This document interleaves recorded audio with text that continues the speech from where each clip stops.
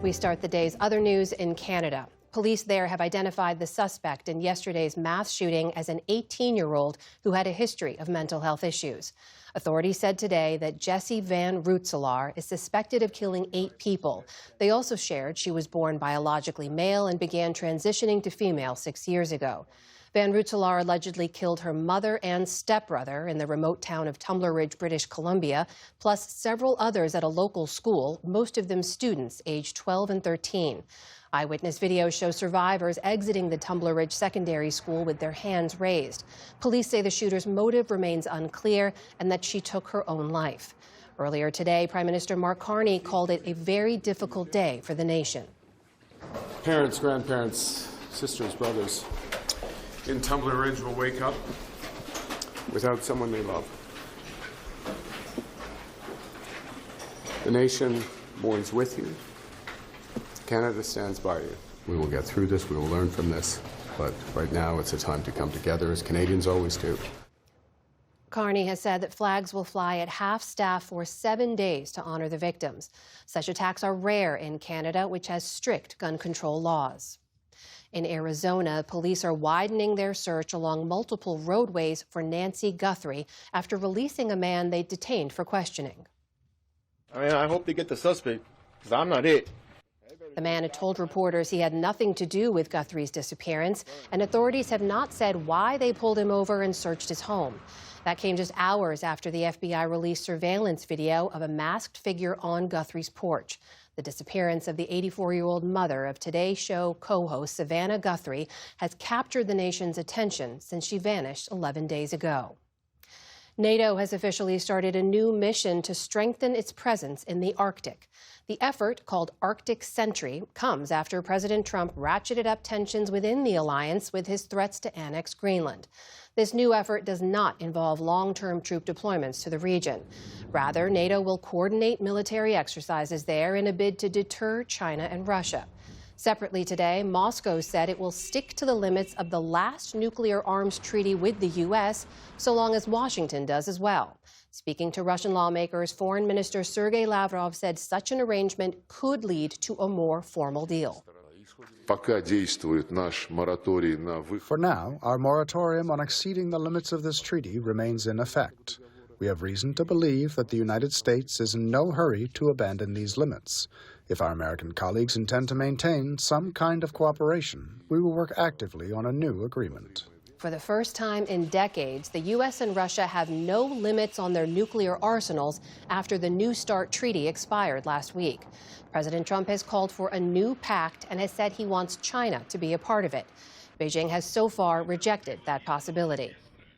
In Madagascar, authorities say the tropical cyclone Gizani has killed at least 31 people, and they're warning of potential flooding and landslides still to come. The storm made landfall on the east coast of the Indian Ocean island late last night, bringing high winds and rain. It carved a path of devastation through the main port city of Toamasina, flooding streets and blowing the roofs off buildings. Officials say the storm damaged or destroyed around 75% of the city's infrastructure, and residents have been without power since yesterday. On Wall Street today, stocks ended a touch lower after the new monthly jobs data. The Dow Jones Industrial Average slipped 66 points on the day. The Nasdaq fell nearly 40 points. The S&P 500 ended virtually unchanged. And turning to sports news now, the Seahawks took to the streets of Seattle today to celebrate their Super Bowl victory.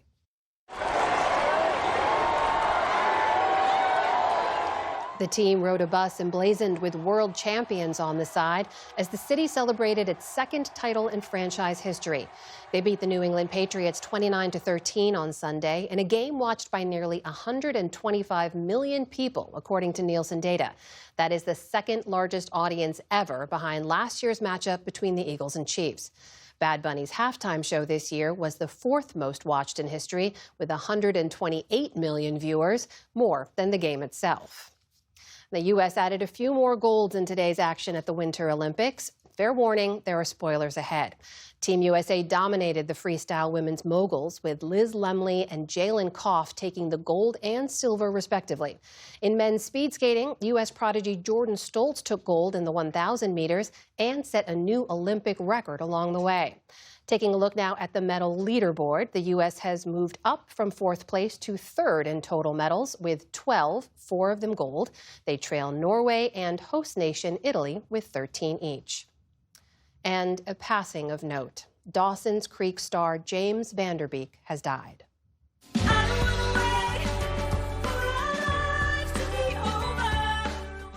With its moody theme song and whip-smart dialogue, the show ran for 6 seasons with Vanderbeek at its center. He played Dawson Leary, the earnest high schooler who, along with his friends, learns about life, love, family, and their futures. The show later found a new generation of fans through streaming services. Vanderbeek also appeared on the big screen in Varsity Blues and on TV as an FBI special agent on CSI Cyber. In late 2024, he revealed that he was being treated for colorectal cancer, a journey he chronicled on social media. Last year, he made a surprise appearance via video at a Dawson's Creek reunion after initially canceling due to poor health. I wanted to stand on that stage and thank every single person in this theater for being here tonight. From the cast to the crew to everybody who's donated time and been so generous. And especially every single last one of you are the best fans in the world. In a social media post, his wife described him as a loving husband, father, son, brother, and friend. James Van Der Beek was 48 years old.